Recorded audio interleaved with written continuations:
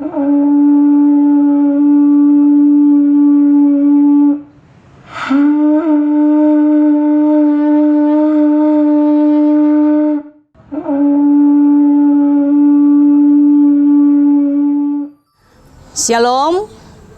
salam sejahtera dalam kasih Yesus Kristus bagi seluruh pemirsa Tabura Injil Klasis GKI Yapin Selatan di mana saja berada. Bersama dengan saya, Pendeta Maria Magdalena Anah Mayor, Sarjana Sains Teologi, pelayan firman yang adalah Ketua Majelis di Jemaat GKI Peniel Suri Pantai. Di saat ini kita akan merenungkan bagian firman Tuhan. Namun sebelumnya kita meminta pertolongan Tuhan di dalam kuasa Roh Kudus dengan berdoa. Mari kita berdoa. Allah Bapa Sorgawi, kami bersyukur dan berterima kasih Engkau memberikan kami kehidupan dan keselamatan. Kami terus mau hidup bersama dengan Tuhan di dalam kebenaran firman-Mu. Maka di hari di mana kami ada sampai dengan kehidupan kami berakhir, kami mau hidup berpadanan dengan firman-Mu. Kami hendak mendengarkan bagian firman Tuhan melalui siaran Tabura Injil Klasis GKI Yapin Selatan. Kiranya kuasa Roh Kudus dan hikmat Tuhan menolong kami sekalian, baik hamba yang menyampaikan, tapi seluruh para pemirsa di mana saja berada yang setia dan selalu mengikuti siaran Tabura Injil Klasis GKI Yapin Selatan. Dalam nama Yesus kami berdoa. Amin. Pemirsa Tabura Injil Klasis GKI Yapin Selatan, tapi juga seluruh pemirsa di mana saja berada, pembacaan kita di hari ini atau di saat ini di dalam situasi kondisi pergumulan hidup, bahkan hari-hari hidup yang kita jalani terdapat di dalam Alkitab Perjanjian Baru, Kitab Kisah Para Rasul, pasalnya yang kelima, ayat 1 sampai dengan ayatnya yang ke-11. Namun saya membaca dua ayat, yaitu ayatnya yang ketiga dan ayatnya yang keempat, yang berbunyi demikian. Ananias dan Safira. Tetapi Petrus berkata, Ananias, mengapa hatimu dikuasai iblis, sehingga engkau mendustai Roh Kudus dan menahan sebagian dari hasil penjualan tanah ini? Selama tanah itu tidak dijual, bukankah itu tetap kepunyaanmu? Dan setelah dijual, bukankah hasilnya itu tetap dalam kuasamu? Mengapa engkau mendustai atau merencanakan perbuatan di dalam hatimu? Engkau bukan mendustai manusia, tetapi mendustai Allah. Demikian firman Tuhan. Yang dikatakan berbahagia adalah Bapak, Ibu, Saudara, para pemirsa, semua kita yang mendengar dan melakukan kebenaran firman Tuhan. Tema yang menuntun kita di saat ini adalah menyikapi perbedaan dengan hidup jujur. Para pemirsa yang diberkati oleh Tuhan, Kitab Kisah Para Rasul adalah kitab yang mengisahkan penyebaran Injil melalui karya Roh Kudus dan juga berbicara peran para rasul dalam merespon kuasa Roh Kudus bagi dunia dan seluruh umat Tuhan. Kita tahu bersama Kitab Kisah Para Rasul banyak memberikan hasil karena karya Roh Kudus. Bahkan para peran dari para rasul, mereka dapat memberikan satu nilai tambah yang menolong persekutuan pada saat mereka berada. Karya dari pencurahan Roh Kudus menghasilkan persekutuan yang hidup dalam kasih. Secara keseluruhan, dalam Kitab Kisah Para Rasul, bahkan ayat-ayat dan pasal sebelumnya berbicara bagaimana persekutuan pada waktu itu mereka hidup dalam persekutuan kasih, saling membagi, bahkan saling mengasihi, saling peduli satu sama lain. Maka tidak ada perbedaan, di antara mereka satu sama lain. Mengapa?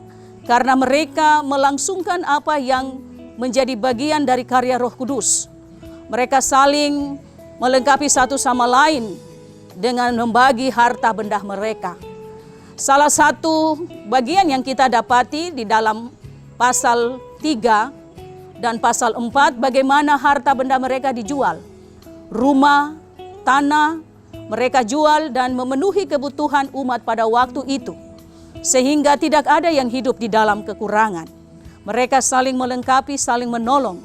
Dengan kata lain, mereka melaksanakan sisi diakonia, supaya mereka terpenuhi dan memenuhi kuasa karya Roh Kudus itu sendiri. Namun sedikit berbeda ketika para rasul menyampaikan mereka harus hidup dalam persekutuan kasih. Ada beberapa orang yang sudah dan mampu melaksanakan hasil daripada karya Roh Kudus. Mereka menjual tanah, bahkan juga rumah mereka, dan mereka membawa ke kaki para rasul. Dan salah satu adalah Rasul Petrus. Namun terjadi di dalam pembacaan kita ada perbedaan dari Kisah Para Rasul pasal 4 dan pasal 5. Perbedaannya terletak pada kehidupan Ananias dan Safira. Ketika mereka menjual hasil harta benda mereka, ada hal yang terjadi di dalam kehidupan mereka berbeda jauh dengan persekutuan sebelumnya, yaitu keserakahan. Mereka dikuasai oleh iblis. Kalau kita membaca ayat 3 dan ayat yang keempat, bagaimana Petrus menekankan mengapa Ananias dikuasai oleh iblis, hatinya secara khusus. Maka dia mendustai Roh Kudus, tapi juga mendustai Allah sendiri. Itulah letak perbedaan kehidupan Ananias, Safira, suami istri, berbeda dengan kehidupan persekutuan di mana karya Roh Kudus itu sudah terjadi. Artinya bahwa Ananias dan Safira hidup tidak jujur. Dan inilah perbedaan yang juga menuntun Bapak Ibu Saudara dan saya sebagai umat Tuhan. Dengan bertolak dari tema kita di saat ini, bagaimana menyikapi perbedaan dengan hidup jujur. Bapak Ibu, seluruh warga jemaat umat Tuhan, bahkan juga semua para pemirsa yang mengikuti siaran Taburah Injil, berbicara tentang jujur, sesuatu hal yang sulit. Kalau kita mau berkata secara pribadi di hadapan Tuhan, kita pun mampu bisa berjujur di hadapan Tuhan, ataukah kadang kita berlaku sama seperti Ananias dan Safira? Tentu untuk berbicara tentang jujur, kita mengaku kadang kita tidak jujur. Bukan saja dalam konteks pembacaan kita menjual tanah ataupun rumah, tapi dalam hal kecil apapun, pekerjaan yang kita terima dari Tuhan, baik dalam keluarga, baik di dalam pekerjaan pelayanan gereja, pemerintah, lingkungan di mana kita dipercayakan. Ada nilai-nilai ketidakjujuran juga terlintas dalam kehidupan kita. Tapi di hari ini, hari ke depan, bahkan untuk menikmati kehidupan kekal yang Tuhan Yesus akan berikan kepada kita, maka firman ini menantang kita untuk bagaimana menyikapi perbedaan hidup dengan jujur. Kita semua memiliki watak karakter yang berbeda, tetapi dengan satu hal yang harus kita nyatakan bahwa kita harus belajar dan mampu hidup jujur. Solusinya, ketika kita mendengarkan firman Tuhan di saat ini, solusi untuk kita bisa hidup jujur adalah dengan menjaga hati. Karena dari hati itu, Ananias dan Safira menyeleweng dari kebenaran firman Tuhan adalah kuasa Roh Kudus. Maka solusi untuk kita semua sebagai orang-orang percaya, mari kita semua menjaga hati kita. Di dalam Amsal 4 ayat 32 katakan, jagalah hatimu dengan segala kewaspadaan, karena dari situlah terpancar kehidupan.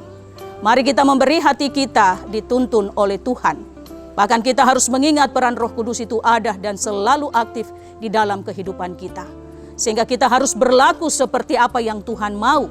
Kita harus menyampaikan bagaimana kita mampu menyatakan kehidupan kejujuran itu sekalipun sangat sulit. Oleh sebab itu firman Tuhan belajar dari Ananias dan Safira. Mari kita menyikapi perbedaan yang ada di sekitar kita. Pribadi saya berbeda dengan pribadi Bapak Ibu para pemirsa. Tapi dengan kata kunci kita menjaga hati. Supaya terjadi nilai kejujuran itu mau menyatukan kita dalam perbedaan-perbedaan yang sekalipun sangat sulit. Tapi dengan peran Roh Kudus yang selalu ada pada Bapak Ibu Saudara dan saya seluruh umat Tuhan, itulah yang kita pakai. Kiranya Tuhan memberkati kita dengan firman-Nya dan membawa kita untuk semakin menyikapi perbedaan hidup di dalam dunia ini dengan belajar jujur. Dan lebih daripada itu menjaga hati kita supaya kita diberkati, ditolong oleh Tuhan dan kita mampu bertanggung jawab kelak Tuhan datang dan menjadi hakim atas kita. Amsal 11 ayat 3 berkata, orang yang jujur dipimpin oleh ketulusannya, tetapi pengkhianat dirusak oleh kecurangannya.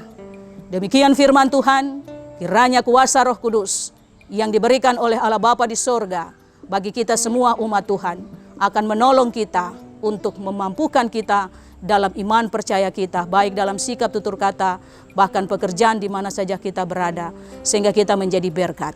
Kita menjadi pelaku firman, tidak saja menjadi pendengar yang setia.